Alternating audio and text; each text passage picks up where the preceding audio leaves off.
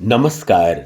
मैं लक्ष्मण दास अग्रवाल अपनी पुस्तक अपने संध्या काल को स्वर्णिम काल बनाएं के डिजिटल दर्शकों का हृदय से स्वागत करता हूं।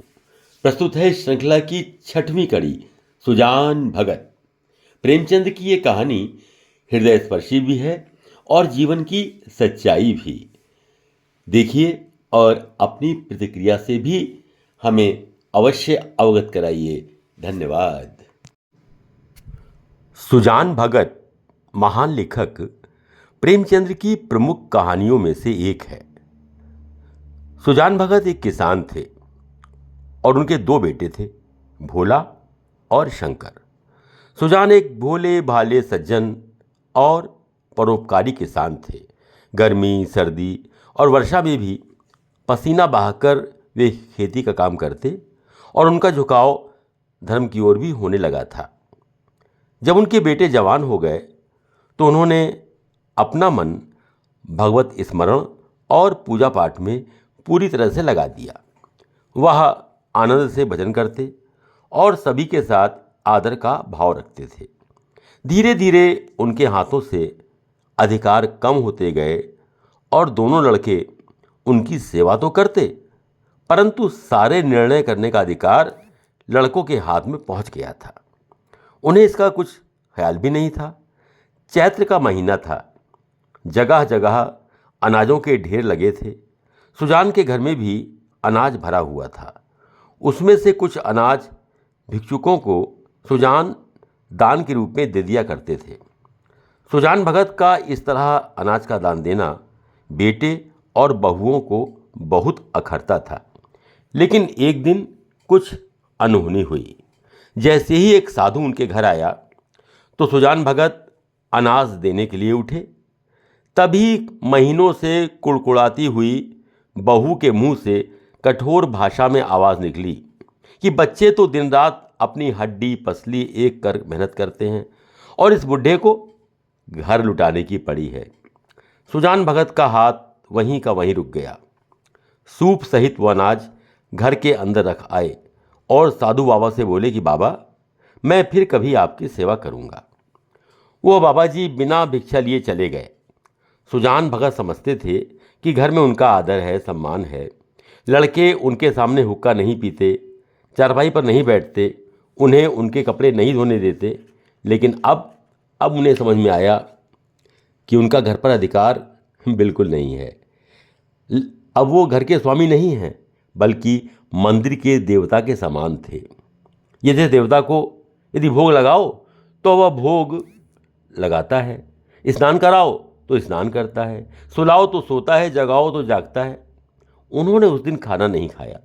उनकी पत्नी और बच्चों के कहने के बावजूद सुजान बाहर ही बैठे रहे और रात बीतने पर बहुत जल्दी सुबह सुबह उठ गए और बैलों के लिए चरी काटना शुरू कर दिया।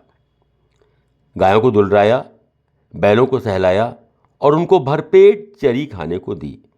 फिर बैलों को लेकर अपने खेत की ओर निकल गए। उन्होंने दिन रात कड़ी मेहनत की और परिणाम ये हुआ कि उनके खेतों में खूब फसल हुई। सारा गांव कह रहा था कि सुजान के खेतों ने तो सोना उगला है। कुछ लोग ये भी कहने लगे कि सुजान अपनी भगतई छोड़कर फिर माया में फंस गए हैं। फसल पकने पर वे सारा अनाज लेकर घर पर आए और किसी की उनसे कुछ भी कहने की हिम्मत नहीं हुई। फिर सुजान उस बाबा को, जो गांव के बाहर ही रहता था, बुलाकर लाए और बोले कि सामने अनाज की ढेरियां लगी हैं, जितना चाहो ले जाओ। बाबा ने किसान के बेटों की तरफ देखा, लेकिन वे सब चुपचाप थे। सुजान भगत ने जितना भी उसकी चादर में आ सकता था उसको पूरा भरकर दे दिया और मन में बड़ा संतोष महसूस किया। वृद्धावस्था में खाली भोजन आदि की आवश्यकता ही नहीं होती, अपितु अधिकार और सम्मान भी उतना ही जरूरी होता है। सुजान भगत द्वारा प्रेमचंद की सफल संध्या काल के लिए गुरुमंत्र के रूप में ये कहानी मैंने महसूस की है। उन्होंने हमें शिक्षा दी है कि हम अपने जीवन के संध्या काल को उपयोगी बनाए रखें और अपने आत्मसम्मान के लिए अपने स्वास्थ्य और आर्थिक स्वतंत्रता और सामाजिक गतिविधियों को निरंतर जारी रखें, जिससे आप मानसिक रूप से प्रसन्न भी रहें और परिवार में और बाहर भी सम्मान मिलता रहे।